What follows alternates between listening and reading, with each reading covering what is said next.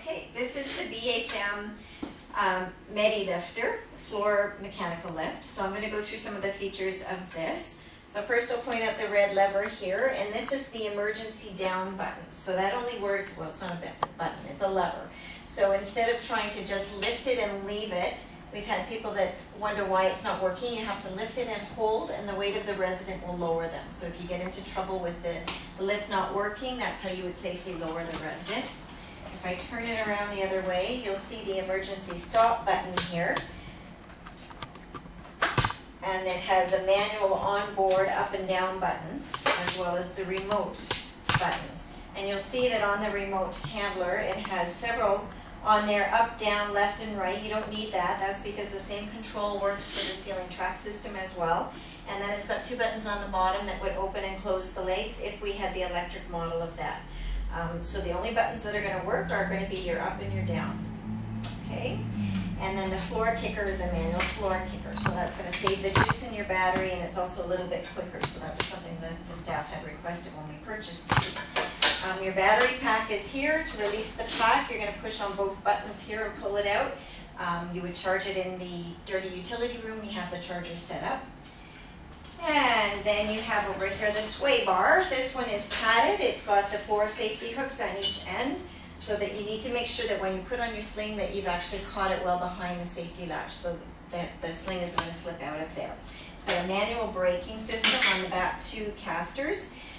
Just to take note that you don't need to be braking the lift when you're using it, getting people up and down in the lift itself, but you would only use the brakes when you're storing it in the hall, locking it in the storage room, that kind of thing.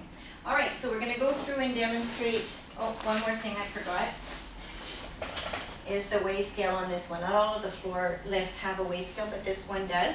So you would first put this sling, attach it to the sway bar, press the 0 to calibrate it, and then when you lift the resident up, you'll be able to get a weight either in pounds or kilograms on there. Okay, so I'm going to get Joanne to come. Okay, Joanne's going to come and help me, and we're going to put the sling in behind this resident and demonstrate how to use the lift. So we're going to have the resident lean forward. We're going to slip the sling in behind. There's a colored strip down the middle. Some of the slings don't have a colored strip, but there's always an indicator of the center spine of the sling itself. And you're going to tuck the apex of the sling under the coccyx of the resident. Back you go. And then you're going to come along each side.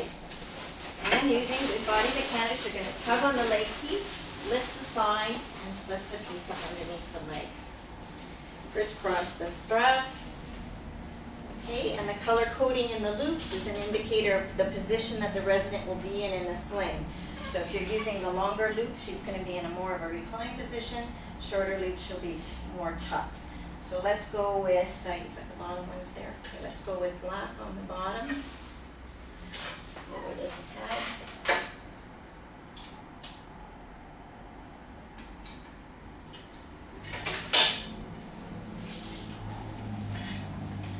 Make sure it gets right in behind that little clip, and we'll go with yellow on top. Okay, so you're going to have one person operating the lift and the other person guiding the resident. So we're going to go up into the air.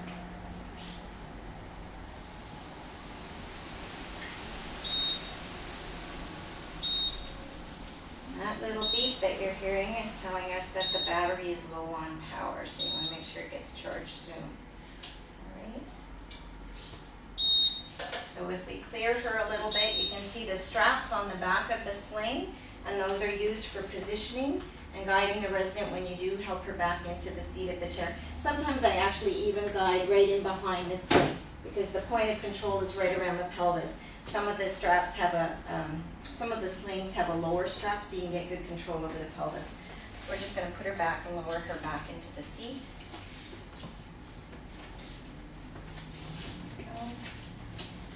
One can pull from behind, the other can often push from the front of the knees, and that's a good place to really support the resident. And you're going to watch the head as well.